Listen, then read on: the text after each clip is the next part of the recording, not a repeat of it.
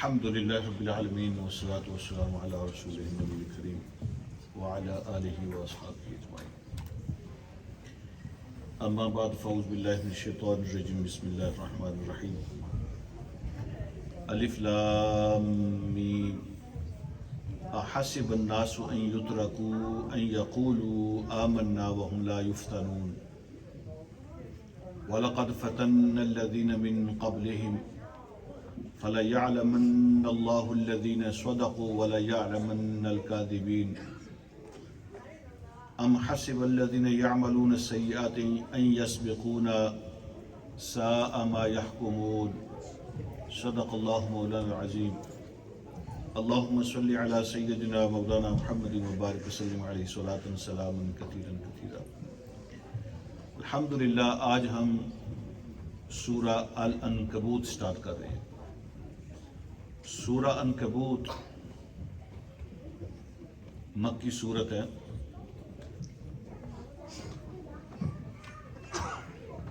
اس کی آیت نمبر 41 ہے جس میں یہ لفظ استعمال ہوا ہے عنکبوت کا،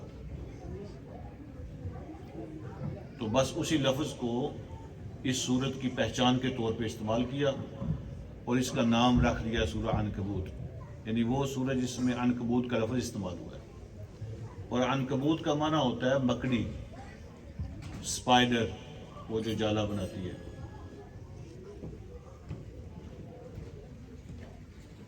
قرآن میں بہت ساری صورتوں کے نام جانوروں کے نام پر ہیں، مخلوقات کے نام پر ہیں، ان میں سے ایک صورت یہ بھی ہے۔ جو پہلا رکوع ہے اس کا،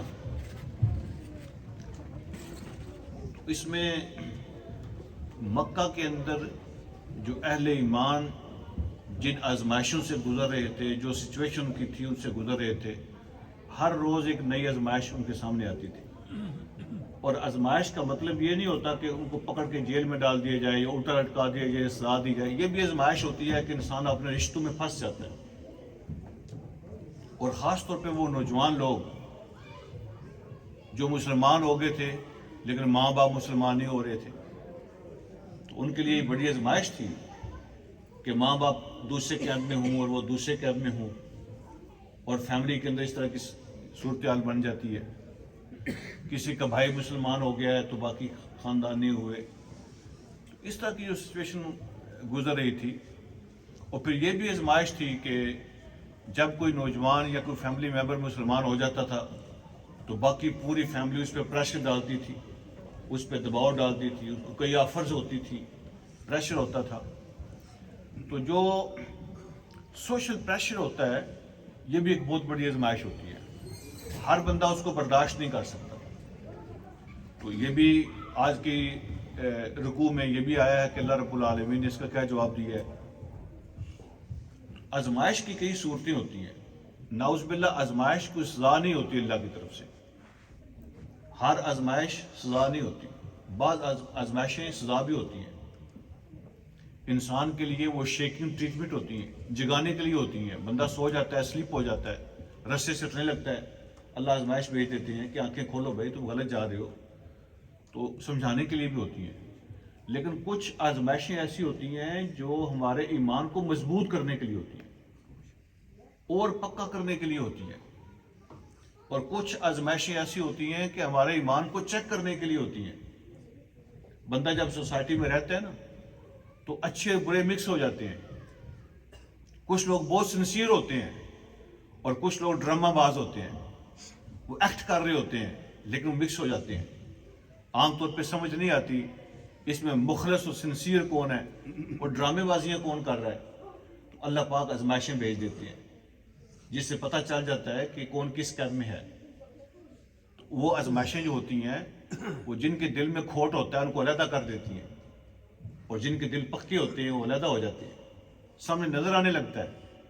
اللہ رب العالمین اس مکس اپ کو ختم کر دیتے ہیں۔ تو آزمائشیں ہمارے ایمان کو اور بیوٹیفائی کرنے کے لیے اور نکھار پیدا کرنے کے لیے بھی آتی ہیں۔ اور جب آزمائش آتی ہے تو کچھ جو کچے لوگ ہوتے ہیں وہ تو پھسل جاتے ہیں، اور کچھ لوگ اللہ کے اور قریب ہو جاتے ہیں، اور قریب ہو جاتے ہیں اللہ کے۔ تو یہ اللہ رب العالمین نے فرمایا کہ اگر کوئی بندہ یہ سمجھتا ہے کہ اس پہ آزمائش نہیں آئے گی تو غلط ہے، ہر بندے پہ آزمائش آئے گی۔ اور اللہ فرماتے ہیں کہ پہلے لوگوں کو بھی ہم نے آزمایا ہے۔ تو آزمائشیں اس کی شکلیں مختلف ہوتی ہیں، کچھ ہم انشاءاللہ ڈسکس کریں گے۔ اللہ فرماتے ہیں الف لام میم احسب الناس ان یترکوا ان یقولوا آمنا وهم لا یفتنون، کیا لوگوں نے یہ سمجھ لیا ہے کہ صرف یہ کہہ دینے سے کہ ہم مومن ہیں، ہم ایمان لائے، ان کو چھوڑ دیا جائے گا؟ اتنا کہہ دینا کافی ہوگا؟ زبان سے کہہ دیا کہ ہم ایمان لائے جی، ہم مسلمان ہیں، تو کیا اتنا کہنا کافی ہے؟ وَهُمْ لَا يُفْتَنُونَ، ان کو آزمایا نہیں جائے گا؟ ایسا نہیں ہے۔ کیا لوگوں نے یہ سمجھ لیا ہے کہ زبانی طور پہ کہہ دینے سے کافی ہو جائے گا، ہم ان کی آزمائش نہیں کریں گے؟ ایسا نہیں ہوگا۔ اللہ فرماتے ہیں ہم ہر بندے کی آزمائش کریں گے۔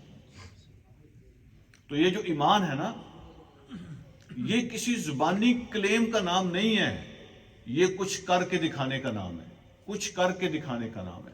ایمان تو عمل کا نام ہے۔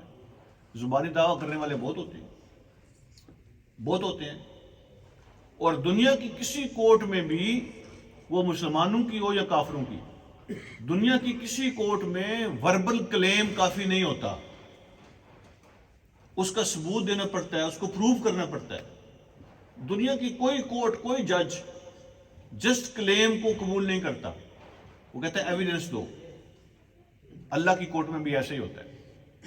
جب وہ کہتا ہے میں مسلمان ہوں، میں اللہ پر ایمان لایا، تو اللہ کہتے ہیں کہ ثبوت کدھر ہے؟ کدھر ہے ثبوت؟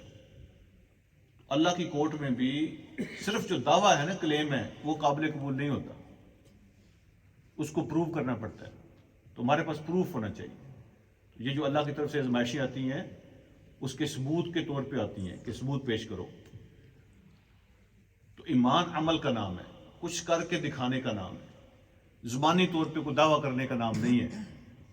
یہ جو دعویٰ ہوتا ہے نا، یہ صرف اناؤنسمنٹ ہوتی ہے، یہ اناؤنسمنٹ ہوتی ہے کہ میں مسلمان ہوں، یہ اناؤنسمنٹ ہے، اب کر کے دکھانا ہے۔ تو اللہ فرماتے ہیں وَلَقَدْ فَتَنَّ الَّذِينَ مِن قَبْلِهِمْ، ان سے پہلے بھی جتنی قومیں گزری ہیں ہم نے سب کو آزمایا ہے۔ فَلَيَعْلَمَنَّ اللَّهُ الَّذِينَ صَدَقُوا، یہ اللہ آزماتے کیوں ہیں؟ اللہ فرماتے ہیں تاکہ اللہ یقینی طور پہ جان لے کہ ان میں سے سچے لوگ کون ہیں۔ وَلَيَعْلَمَنَّ الْكَاذِبِينَ، اور اللہ جان لے کہ جھوٹے کتنے ہیں، سچے کتنے ہیں، جھوٹے کتنے ہیں۔ یہ چیک کرنے کے لیے اللہ آزماتے ہیں۔ اللہ جان لے کہ سچ کون بول رہا ہے، جھوٹ کون بول رہا ہے۔ تو یہاں ایک سوال پیدا ہوتا ہے، جب اللہ کہہ رہے ہیں کہ اللہ جان لے کہ سچے کتنے، جھوٹے کتنے، اللہ کو پہلے پتہ نہیں ہوتا؟ یعنی آزمائش سے پہلے اللہ کو علم نہیں ہے؟ اللہ کہتے ہیں تاکہ اللہ کو علم ہو جائے کہ سچے کتنے ہیں اور جھوٹے کتنے ہیں۔ تو اللہ کو تو پہلے ہی علم ہے، تو پھر آزمائش میں ڈالنے کا کیا مطلب ہے کہ اللہ جان لے کہ سچے کتنے ہیں، جھوٹے کتنے ہیں؟ اللہ کو آلریڈی علم ہے۔ ہمارا تو ایمان ہے نا کہ رب جانتا ہے، ہونے سے پہلے بھی جانتا ہے۔ جب وہ پہلے ہی جانتا ہے تو پھر اس کا کیا مطلب ہوا تاکہ اللہ کو پتہ چل جائے کہ سچے کتنے ہیں، جھوٹے کتنے ہیں؟ اصل بات یہ ہے کہ اللہ رب العالمین اپنے علم کی بنیاد پہ سزا اور جزا نہیں دیتے۔ یہ کورٹ کا اصول ہوتا ہے، اللہ جانتے ہیں، لیکن اللہ اپنے علم کی بنیاد پہ کسی کو جزا سزا نہیں کرتے جب تک ثبوت سامنے نہ آ جائے۔ انصاف کے تقاضے پورے کرنے ہوتے ہیں کہ نہیں؟ دنیا کا بھی کوئی جج اگر اس کو پتا ہونا کہ فلاں بندے نے کوئی بات کی ہے، اس کے بارے میں کوئی جانتا ہے، لیکن اس کے سامنے کچھ ہوا نہیں ہے، تو دنیا کا وہ جج بھی سزا نہیں دیتا جب تک کچھ ہو نہ۔ وہ تو اللہ رب العالمین کی ذات ہے، وہ تو انصاف کے سارے تقاضے پورے کرتی ہے۔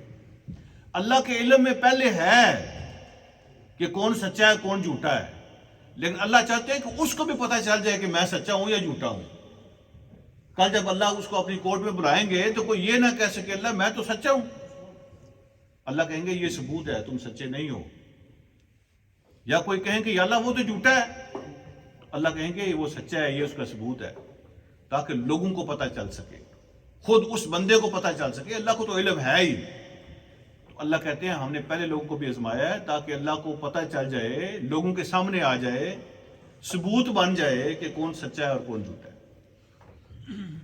ام حسب الذین یعملون السیئات ان یسبقونا، پھر وہ لوگ جو کوشش کر رہے تھے نا وہ سمجھتے تھے کہ یہ جو نیا دین آیا ہے نا ختم کر دیں گے ہم اس کو، روک لیں گے اس کو۔ اللہ نے اس کا جواب دیا ہے، کیا وہ لوگ یہ سمجھتے ہیں کہ جو گناہ کے رستے پہ چلنے والے ہیں، جو برے ہیں، جو برائی کے علمبردار ہیں، جو برائی کے ساتھی ہیں، کیا وہ یہ سمجھتے ہیں کہ وہ ہم سے بازی لے جائیں گے؟ ان یسبقونا، سبقت لے جانا، جیت جانا، بیٹ کر دینا، کیا وہ یہ سمجھتے ہیں کہ ہمیں بیٹ کر لیں گے، ہم سے بازی لے جائیں گے؟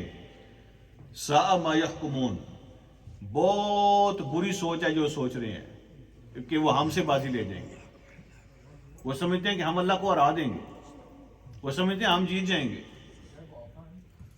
تو کیا وہ لوگ جو برائی پہ چلنے والے ہیں وہ یہ سمجھتے ہیں کہ وہ اللہ سے بازی لے جائیں گے؟ نہ نہ نہ، یہ تو کوئی بڑی احمقانہ سوچ ہے جو ان کی ہے۔ وہ سٹوپٹ ہیں، وہ فولش ہیں، پاگل ہیں۔ ایسا کیسے ہو سکتا ہے کہ وہ اللہ سے جیت جائے؟ وہ اللہ سے جیت نہیں سکتے۔ من کان یرجو لقاء اللہ فإن اجر اللہ لآت، وہ آدمی جس کو اللہ سے ملاقات کا یقین ہو کہ میرے رب سے ملاقات ہونی ہے، یہ ہے اصل کانسیپٹ، یہ اصل کانسیپٹ ہے کہ میرے رب سے ملاقات ہونی ہے۔ وہ آدمی جس کو رب سے ملاقات کا یقین ہوتا ہے تو اللہ کہتے ہیں اس کو پتہ ہونا چاہیے فإن اجر اللہ لآت، تو وہ وقت آنا ہے، ملاقات تیری ہونی ہے، اس میں شک میں نہ پڑنا۔ جس کو رب سے ملاقات کی تسلی ہے تو اس کو پتہ ہونا چاہیے کہ وہ وقت آنا ہے، تیرے رب سے ملاقات ہونی ہے۔ وہو السمیع العلیم، وہ سب کچھ سنتا، سب کچھ جانتا ہے۔ حضور علیہ الصلوۃ والسلام نے فرمایا من احب لقاء اللہ احب اللہ لقاءہ ومن ابغض لقاء اللہ ابغض اللہ لقاءہ، جو اللہ سے ملنا پسند کرتا ہے اللہ بھی اس سے ملنا پسند کرتے ہیں، اور جو اللہ کو ملنا نہیں چاہتا اللہ بھی اس کو ملنا نہیں چاہتے۔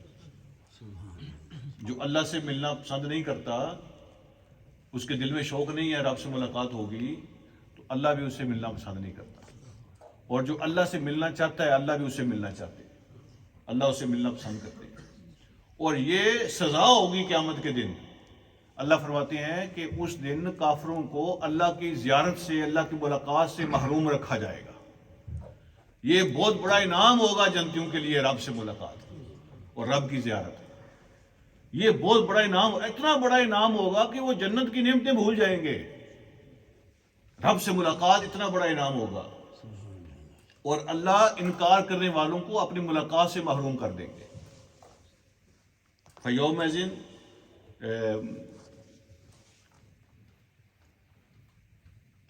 عَنْ رَبِّهِمْ يَوْمَئِذٍ لَمَحْجُوبُونَ، اس دن ان کو اپنے رب کی ملاقات سے روک دیا جائے گا، رب کی ملاقات نہیں ہوگی ان سے۔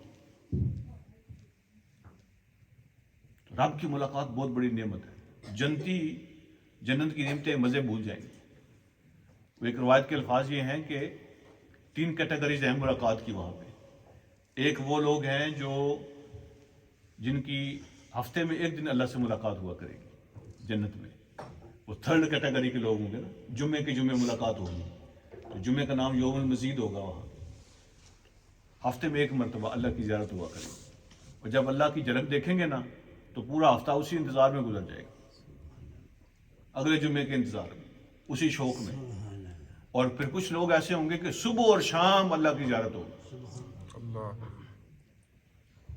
اور کچھ لوگ ایسے بھی ہوں گے کہ جب چاہیں گے ہر وقت 24/7 ان کو یہ سہولت ہوگی کہ رب کی زیارت ہو، ملاقات ہو۔ اللہ کی ملاقات جو ہے وہ بہت بڑی نعمت ہو۔ یہ جنتو کی باقی چیزیں کس کو یاد رہیں گی؟ یہ سب جو ہے نا، یہ اللہ رب العالمین نے دنیا کے حساب سے ہمیں سمجھانے کے لیے، جو ہماری ذہن کی اپروچ ہوتی ہے نا، اس کے لیے اللہ نے چیزیں ذکر کی ہیں۔ وہاں جو ہے نا وہ کھانے ہوں گے، شربت ہوں گے، یہ چیزیں ہوں گی، وہ چیزیں ہوں گی، نعمتیں ہوں گی، تو لوگ حوروں کے چکر میں پڑ جاتے ہیں، پھر سوال و جواب شروع ہو جاتے ہیں، پھر لوگ چسکے لینے لگ جاتے ہیں کہ وہاں اس طرح حوریں۔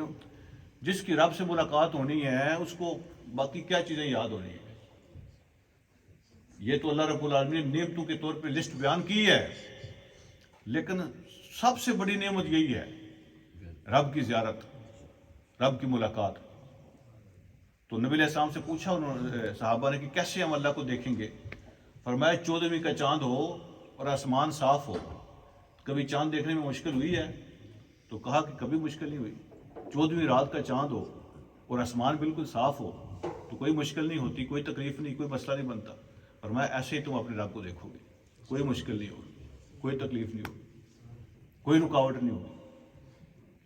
اور یہ جو فرمایا نا تمہاری آزمائشیں ہوا کریں گی، دیکھیں میں اس پہ غور کر رہا تھا، سب سے بڑی اس دور میں، اب ہمارے دور میں اس طرح کی آزمائشیں تو ہر دور کے حساب سے ہوتی ہیں نا، اس طرح کی آزمائشیں تو نہیں ہمیں پکڑ کے کوئی بند کر دے اور کہے کہ عام طور پہ کہے کہ کلمہ کفر کہو، ٹھیک ہے، اس طرح کی چکر تو بہت کم ہے۔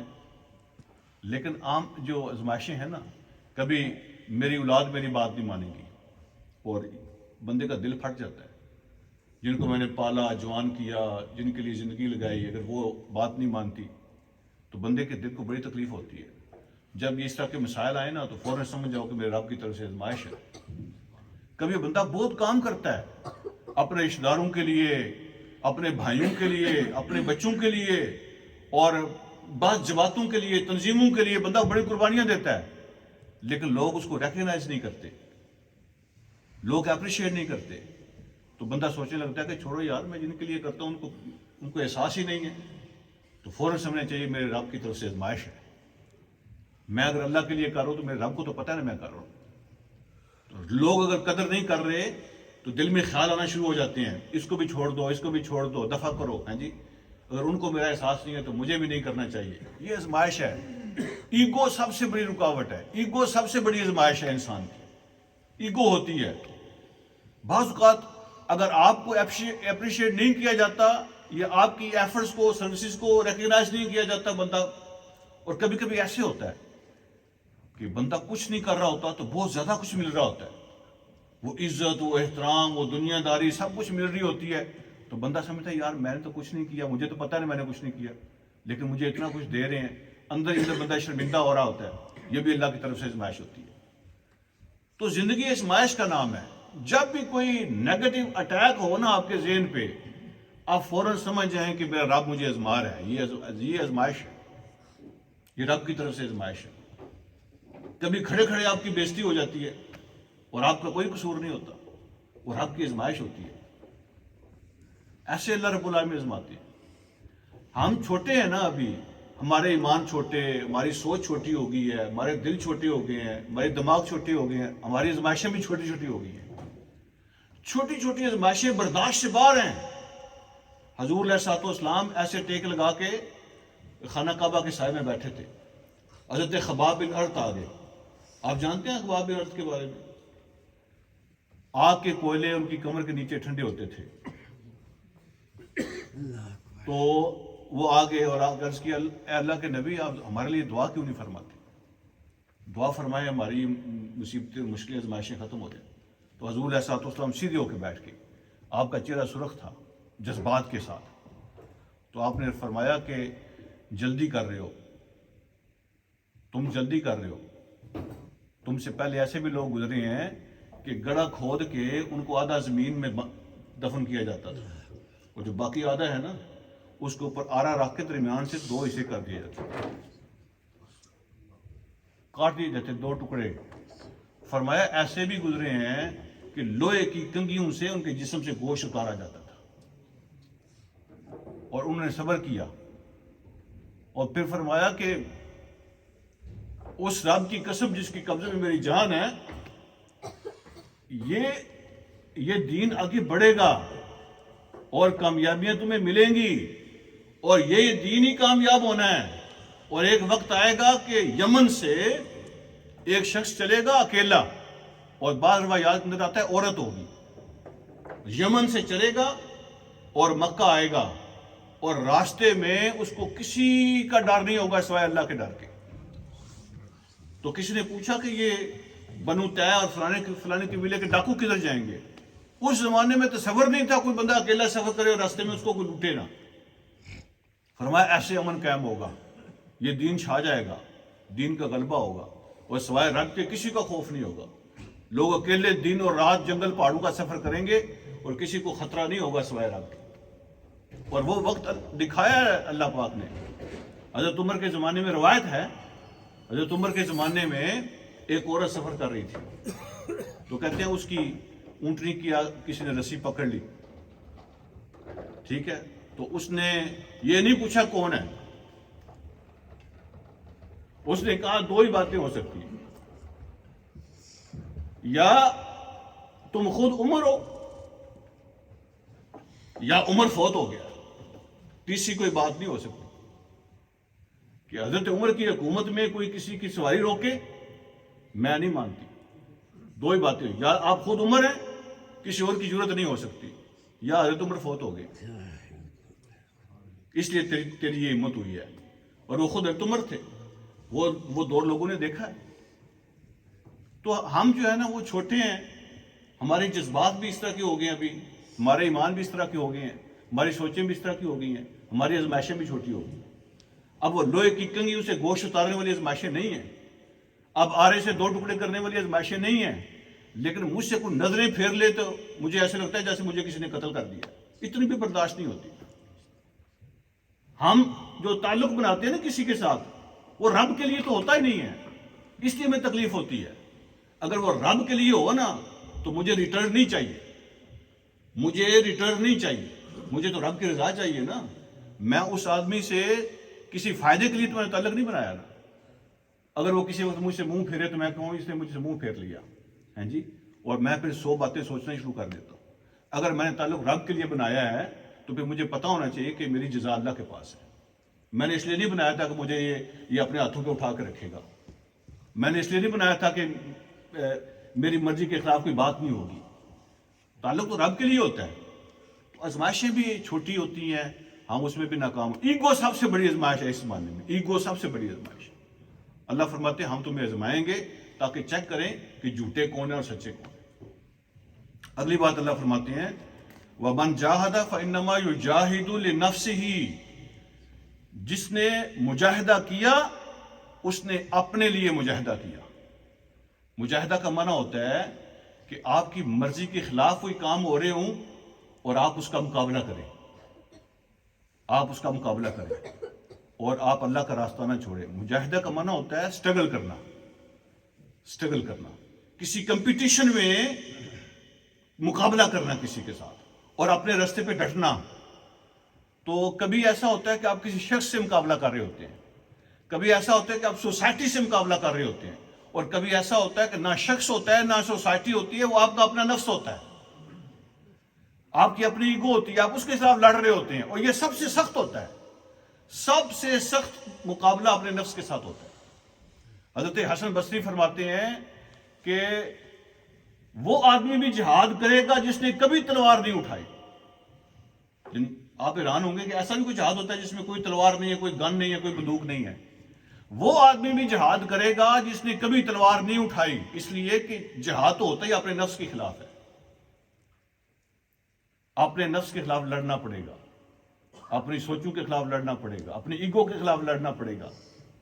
تو جس نے مقابلہ کر لیا اپنے نفس کے ساتھ یا سوسائٹی کے ساتھ، تو اللہ فرماتے ہیں فَإِنَّمَا يُجَاهِدُ لِنَفْسِهِ، یہ نہ سمجھنا کہ تمہارے مجاہدہ کرنے سے رب کی طاقت میں اضافہ ہوتا ہے، رب کی بادشاہی بڑھ جاتی ہے، ایسا نہیں ہے۔ جو آدمی مجاہدہ کرے گا تو اس کا فائدہ اس کی ذات کو ہوگا، رب کو نقصان نہیں ہوتا اس کا، نہ ہی رب کو فائدہ ہوتا۔ اس کے بعد فرمایا ان اللہ لغنی عن العالمین، تمہارے اچھا بننے سے یا برا بننے سے رب کو فرق نہیں پڑتا۔ اللہ تعالیٰ جہان والوں سے بے نیاز ہے، اس کو کسی کی ضرورت نہیں ہے۔ سارے مان جاؤ پھر بھی اس کو فرق نہیں پڑتا، سارے نہ مانو پھر بھی اس کو کوئی فرق نہیں پڑتا۔ وہ جہان والوں کو سے وہ بے پرواہ ہے، اس کو کسی کی ضرورت نہیں ہے، لیکن جو کوشش کرے گا اس کی کوشش اس کے اپنے لیے ہو، فائدہ یا نقصان اس کے اپنی ذات کے لیے، اللہ کے لیے نہیں ہے۔ اللہ پہ احسان نہ رکھنا، والذین آمنوا وعملوا الصالحات لنکفرن عنہم سیئاتہم، وہ لوگ جو ایمان لائے اور انہوں نے نیک کام کیے تو اس کی جزا کیا ہوگی؟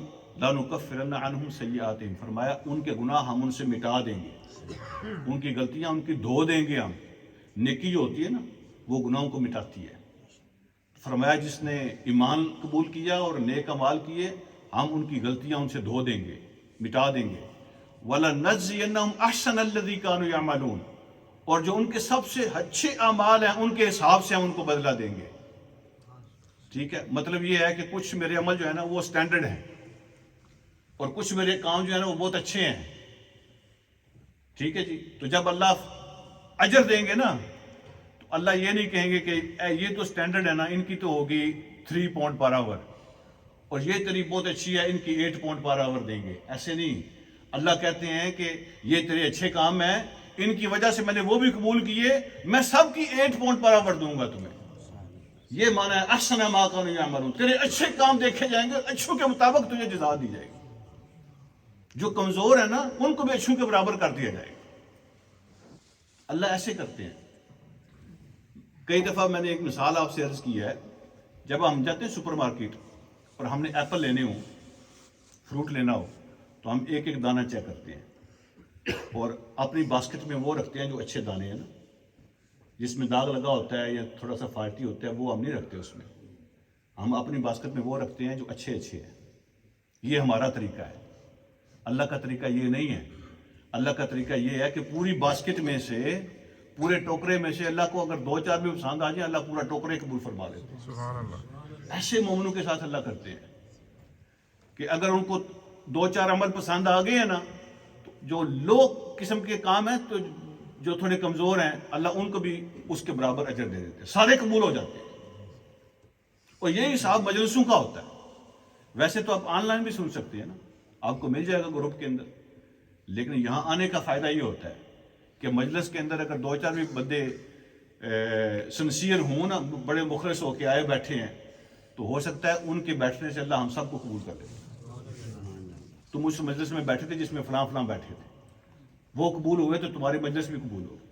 ایسے اللہ رب العالمین کے فیصلے ہوتے ہیں. اللہ فرماتا ہے تمہارے جو اچھے کام ہوں گے ان کے حساب سے میں تمہیں باقی کاموں کا اجر بھی دوں گا. پھر ایک مسئلہ یہ تھا کہ جیسے میں نے عرض کیا کہ ماں باپ مسلمان نہیں ہے, بچہ مسلمان ہو گیا نوجوان, ان کے لیے بڑی آزمائش ہوتی تھی. اب کیا کریں, ان کو رکھیں یا اپنے ایمان کو رکھیں؟ تو یہ بڑی آزمائش ہوتی ہے, آسان نہیں ہوتا, آسان نہیں ہوتا. اپنی اولاد ہو یا اپنے ماں باپ ہوں, فیملی ہوتی ہے نا, تو یہ آسان کام نہیں ہوتا. تو اللہ رب العالمین نے ان کے بارے میں ارشاد فرمایا, وَوَصَّيْنَا الْإِنسَانَ بِوَالِدَيْهِ حُسْنًا, ہم نے انسانوں کو کہا ہوا ہے, ان کو وصیت کی ہوئی ہے کہ اپنے ماں باپ کے ساتھ اچھا سلوک کرنا ہے. دنیا داری کے لحاظ سے خدمت میں, ریسپیکٹ میں, عزت میں, احترام میں کمی نہیں آنی چاہیے, کافر ہوں یا مسلمان. اگر ماں باپ کافر ہیں تو اللہ کہتے ہیں وہ میں جانوں اور وہ جانے. اگر وہ تیرے ماں باپ ہیں تو تیری ذمہ داری یہ ہے کہ اس نے سلوک کرو. باقی ان کا ایمان یا کفر وہ میرا کام ہے. اگر تم اولاد ہو تو تمہارا کام ان کی خدمت ہے, ان کی رسپیکٹ ہے, ان کی عزت ہے. تو ہم نے انسان کو وصیت کی ہے کہ ماں باپ کے ساتھ اچھا سلوک کرنا, لیکن ساتھ فرمایا وَإِن جَاهَدَاكَ لِتُشْرِكَ بِي مَا لَيْسَ لَكَ بِهِ عِلْمٌ, اگر وہ پریشر ڈالیں, اگر وہ دباؤ ڈالیں کہ تم میرے ساتھ کوئی شرک کرو جس کی کوئی سند, کوئی دلیل, کوئی پروف, کوئی لاجک نہیں ہے, کوئی ایسا کام کرنے کا کہتے ہیں جس کی کوئی تک نہیں بنتی, کوئی ثبوت نہیں ہے اس کا, کوئی ایویڈنس نہیں ہے, کوئی علم نہیں ہے تمہارے پاس کہ یہ صحیح ہے, اللہ فرماتے ہیں فَلَا تُطِعْهُمَا, پھر ان کی بات نہیں ماننی, اس کام کے اندر ان کی بات نہیں ماننی. یہ اصول ہے کہ جس میں رب کی نافرمانی ہوتی ہو کسی مخلوق کی تابع داری کی اجازت نہیں ہے. رب کی نافرمانی ہو نا, اس کام میں کسی بھی مخلوق کی تابع داری کی اجازت نہیں ہے, وہ کوئی بھی ہو. رب کی نافرمانی کا کام نہیں ہو سکتا. وہ بیوی کہے, وہ خامد کہے, وہ ماں کہے, وہ باپ کہے, وہ کوئی بھی کہے, جس میں رب کی نافرمانی ہے وہ ہم کسی کی بات نہیں مان سکتے. لیکن جو دنیا داری کا اصول ہے اس میں ان کے ساتھ اس نے سلوک کرنا ہے. پھر اللہ نے فرمایا اِلَيَّ مَرْجِعُكُمْ, تم سب نے میرے پاس آنا ہے. ماں باپ کو خوش کرنے کے لیے رب کو ناراض نہ کرنا, اس لیے کہ تم نے میرے پاس آنا ہے. فَأُنَبِّئُكُم بِمَا كُنتُمْ تَعْمَلُونَ, میں تمہیں بتاؤں گا جو کچھ تم کر کے آئے ہو. مفسرین فرماتے ہیں کہ یہ سعد بن ابی وقاص کا نام سنا ہے نا آپ نے, سعد بن ابی وقاص بڑے مشہور صحابی ہیں, وہ 10 مبشرہ میں شامل ہیں. وہ 10 صحابہ جن کو نبی علیہ السلام نے زندگی میں جنت کی خوشخبری دی تھی, زندگی میں جنت کی خوشخبری دی تھی, ان میں سے ایک ہے. سعد بن ابی وقاص، اور حضور علیہ الصلوۃ والسلام کی سالی کے بیٹے ہیں. ٹھیک ہے. نبی علیہ الصلوۃ والسلام کی ایک زوجہ ہے ام حبیبہ، یہ مکہ کے سردار تھے. ابو سفیان ان کی بیٹی تھی، اور ابو سفیان کی جو دوسری بیٹی تھی نا، حمنہ ان کا نام تھا. یہ سعد بن ابی وقاص اس کے بیٹے ہیں، حمنہ کے بیٹے ہیں. ابو سفیان حضور علیہ الصلوۃ والسلام کے بھی سسر ہیں، لیکن فتح مکہ کے دن مسلمان ہوئے تھے، پہلے دشمنی رہے تھے. حضرت ام حبیبہ کے والد جو ہیں، ام حبیبہ پہلے مسلمان ہو گئی تھی، لیکن والد ان کے نہیں مسلمان ہوئے تھے. تو سعد بن ابی وقاص جو ہیں نبی علیہ الصلوۃ والسلام کی سالی حمنہ کے بیٹے ہیں. سعد بن ابی وقاص نوجوان تھے، 19-20 سال عمر تھی، وہ مسلمان ہو گئے تھے، لیکن ماں مسلمان نہیں ہوئی تھی، اور ماں سے بڑی محبت کرتے تھے. بڑا شفقت والا رشتہ تھا، بڑا پیار تھا، کبھی ناراض نہیں کیا تھا ان کو. اب پریشان ہو گئے کہ میں کیا کروں. ماں کو پتہ چلا نا مسلمان ہو گیا ہے، اپنے باپ دادا کا دین چھوڑ دیا ہے، تو ماں نے کہا کہ نہ تم سے بولوں گی، نہ پیوں گی، نہ کھاؤں گی، نہ سائے میں جاؤں گی، جب تک تم انکار نہیں کرو گے اور واپس اپنے دین میں نہیں آؤ گے. تو پریشان ہو گئے، کیا کروں. نبی علیہ الصلوۃ والسلام کی خدمت میں حاضر ہوئے. اللہ پاک نے یہ آیتیں اتار دی، وَوَصَّيْنَا الْإِنسَانَ بِوَالِدَيْهِ حُسْنًا. دنیا داری کے معاملات میں خدمت اور رسپیکٹ تو کرنی ہے، لیکن جو کام اللہ کے خلاف ہے وہ نہیں کرنا. اگر اللہ کی نافرمانی کا کوئی کہے نا، ماں ہو یا باپ ہو، وہ نہیں کرنا. باقی احترام و عزت محبت وہ اپنی جگہ پر ہے. واپس گھر گئے، حضور علیہ الصلوۃ والسلام نے آیتیں سنائی نا، واپس گھر گئے اور جا کے اماں جی سے کہا آپ سے بڑی محبت ہے، بڑا احترام ہے آپ کا، اور آپ کو اس حالت میں دیکھ نہیں سکتا، لیکن یاد رکھیں کہ جو میرا ایمان ہے نا، میں وہ نہیں چھوڑوں گا. اگر آپ کی 100 جانیں ہوں نا، 100، ابھی تو ایک ہے نا، اگر آپ کی 100 بھی ہوں اور ایک ایک کر کے میرے سامنے نکلے، تو پھر بھی میں اس کو نہیں چھوڑ سکتا جو میں نے قبول کیا ہے. احترام اور محبت ہے، اس میں کوئی شک نہیں ہے، اور میں آپ کو تکلیف میں نہیں دیکھ سکتا، لیکن اس کو نہیں چھوڑ سکتا جو میں نے قبول کیا ہے.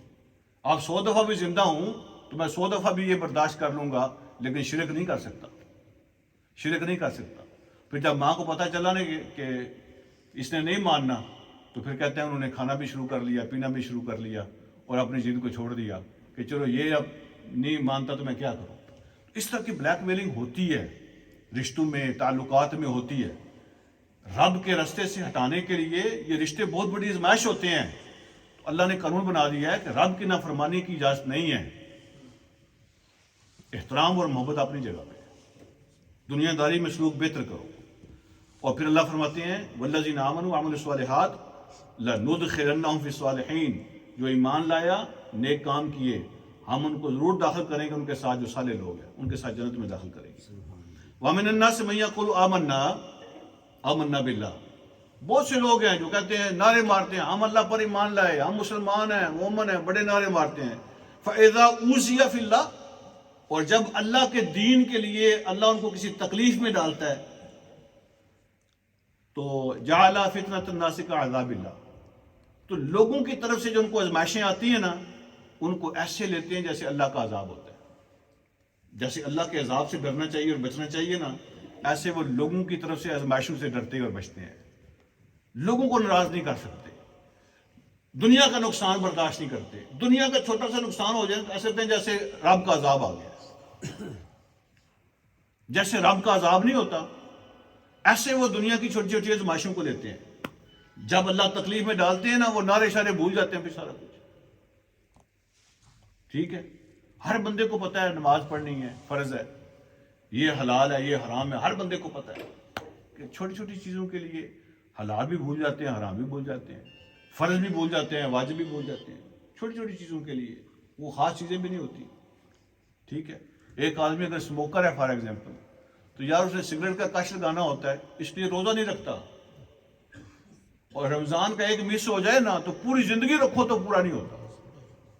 لیکن وہ ایک چائے کے کپ کے لیے، میں عادت ہے جی میری چائے کا کپ ہے، میں چھوڑ نہیں سکتا، یا سگریٹ کا کش لگانا ہے جی، تو وہ سگریٹ کے کش کے لیے رمضان کا روزہ چھوڑ دیتا ہے.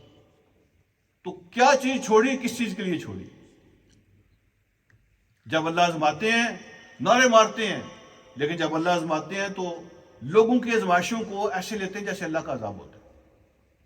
اور پھر فرمایا وَلَئِنْ جَاءَ نَصْرٌ مِّن رَّبِّكَ لَيَقُولُنَّ إِنَّا كُنَّا مَعَكُمْ۔ جب آزمائشیں آتی ہیں لوگ ساتھ چھوڑ جاتے ہیں، اور جب آسانیاں آتی ہیں کہتے ہیں ہم تو آپ کے ساتھ ہیں۔ ایسے بھی لوگ کرتے ہیں، جب سمجھیں پراسپیرٹی ہے، آسانیاں ہیں، جناب فتح ہو گئی ہے، ٹھیک ہے، کوئی مشکل نہیں ہے، کہتے ہیں ہم آپ کے ساتھ ہیں، لیکن جب آزمائشیں آتی ہیں تو منہ پھیر لیتے ہیں۔ تو اللہ فرماتے ہیں ایسا ہوتا ہے، ان کے سینوں میں جو کچھ ہے ہم وہ ساری باتوں کو خوب جانتے ہیں۔ ایک اور مسئلہ تھا، جب کوئی مسلمان ہوتا نا نوجوان، تو خاندان اور قبیلے اور فیملی کے بڑے بڑے لوگ آ جاتے، وہ اس کو کہتے کہ تم ابھی بچے ہو، تمہیں سمجھ نہیں ہے دنیا کے معاملات کی، ہم تم سے بڑے ہیں، ہم سارا کچھ جانتے ہیں، ہمیں پتہ ہے دین کیا ہوتا ہے، آخرت کیا ہوتی ہے، مسئلے سارے ہمیں پتہ ہے، آپ اپنے دین پہ رہیں جو آپ کے باپ دادا کا دین ہے، باقی جو آخرت کا معاملہ ہے ہم سنبھال لیں گے، ہم تمہارے بڑے ہیں، ہم دیکھ لیں گے، ہم جانے اور آپ جانے۔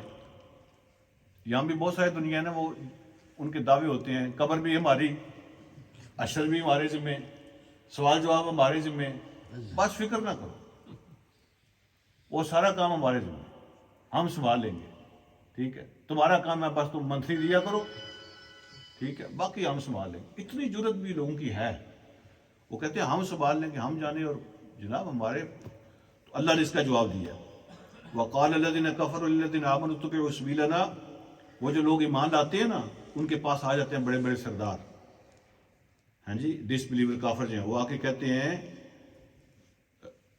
وَلْنَحْمِلْ خَطَايَاكُمْ، تمہاری خطائیں اور غلطیاں وہ جانے اور ہم جانے، ہم اس کا بوجھ اٹھا لیں گے، فکر نہ کرو۔ وَلْنَحْمِلْ خَطَايَاكُمْ، ہم اٹھائیں گے تمہاری غلطیوں کا بوجھ، ٹھیک ہے۔ تم اگر سمجھتے ہو نا کہ اب وہاں کیا ہوگا، اشر میں کیا ہوگا، قیامت کو کیا ہوگا، سوال جواب کی منزل ہم جانے اور وہ جانے، فکر نہ کرو، ہم اٹھا لیں گے تمہارا بوجھ۔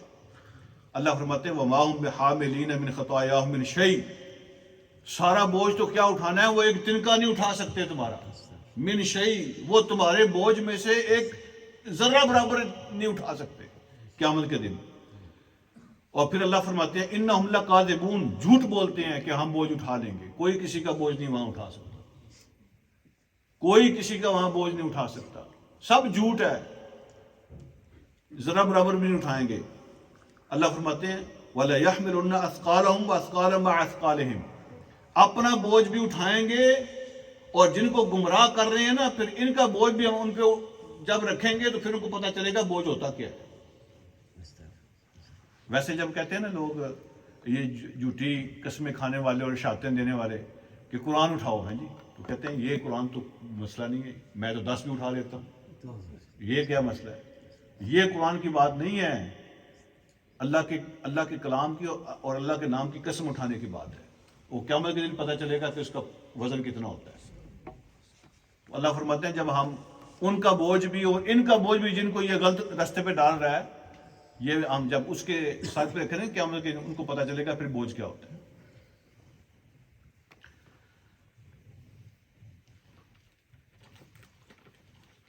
سب جھوٹے ہیں، کوئی کسی کا بوجھ نہیں اٹھائے گا، اور اگر یہ ان کو گمراہ کر رہے ہیں تو پھر ان کا بوجھ بھی اور ان کا اپنا بوجھ بھی ہم قیامت دن ان کے سر پہ رکھیں گے، تو پھر ان کو پتہ چلے گا بوجھ کیا ہوتا ہے۔ وَلَا يُسْأَلُنَّ يَوْمَ الْقِيَامَةِ عَمَّا كَانُوا يَفْتَرُونَ، اور قیامت کے دن ہم ان سے پوچھیں گے جھوٹ بولا کرتے تھے جو، اس کا جواب دو ذرا، کیسی کیسی باتیں آپ کے لوگوں کے سامنے تم کیا کرتے تھے۔ اللہ فرماتے ہیں یہ سارے جو کہتے ہیں ہم قبر کو سنبھال لیں گے اور سوال جواب کو سنبھال لیں گے اور ہم جانے اور وہ جانے، تو یہ سب جھوٹے ہیں۔ وَلَا تَزِرُ وَازِرَةٌ وِزْرَ أُخْرَىٰ، قرآن کا فیصلہ ہے، کوئی کسی کا بوجھ اٹھانے والا بوجھ نہیں اٹھا سکتا۔ وہاں تو لوگ چھپتے پھریں گے، چھپتے پھریں گے، سکی ماں جو ہے نا وہ بیٹے کو پہچانتی ہوگی کہ یہ میرا بیٹا ہے جو منہ دوسری طرف کر رہا ہے، اس کے دل میں یہ حسرت پیدا ہوگی کہ میں نے تمہیں اپنی چھاتی کا دودھ پلایا ہے، تمہیں 9 مہینے پیٹ میں رکھا ہے، تیرے لیے زندگی میں نے اپنی قربان کی ہے، آج تم بھی منہ پھیر رہے ہو، ٹھیک ہے۔ بیٹا ماں کے بارے میں کہہ رہا ہوگا اماں جی آپ نے بھی منہ پھیر لیا، وہاں کوئی کسی کا جو ہے نا وہ خود حضرت عائشہ نے پوچھا نبی علیہ السلام سے کہ آپ اپنے گھر والوں کا خیال رکھیں گے؟ تو فرمایا عائشہ 3 جگہیں ایسی ہیں کوئی کسی کو نہیں پہچانے گا، کوئی کسی کا خیال نہیں رکھ سکتا. جب پل صراط سے گزریں گے نا تو جب تک پار نہیں ہو جائیں گے کسی کو کسی کا ہوش نہیں ہوگا. اور جب اعمال تولے جا رہے ہوں گے کسی کو کسی کی ہوش نہیں ہوگی. اور جب اعمال نامے تقسیم کیے جا رہے ہوں گے رائٹ میں جاتا ہے یا لیفٹ میں جاتا ہے تو کسی کو کسی کا کوئی ہوش نہیں ہوگا. اس لیے نبی علیہ السلام اپنے رشتہ داروں کو بلا کے کہا کرتے تھے، آپ فرماتے تھے صفیہ آپ میری پھوپھی ہیں لیکن عمل کر لو عمل، میں تمہارے کام نہیں آ سکتا. اور پھر حضرت فاطمہ سے کہا کرتے تھے فاطمہ تم میری بیٹی ہو، یہ نہ سمجھنا کہ میں اللہ کے نبی کی بیٹی ہوں، تمہارے عمل نے کام. اے مالی رشتہ داروں کو بلا کرتے عمل کرو، عمل نے کام آنا ہے، رشتے نے کام نہیں آنا، رشتہ وہاں کام نہیں آئے گا. تو اللہ فرماتے ہیں کوئی کسی کا بوجھ نہیں اٹھا سکتا. اللہ پاک مجھے اور آپ کو سمجھنے کی عمل کی توفیق عطا فرمائیں. وآخر دعوانا الحمدللہ رب العالمین.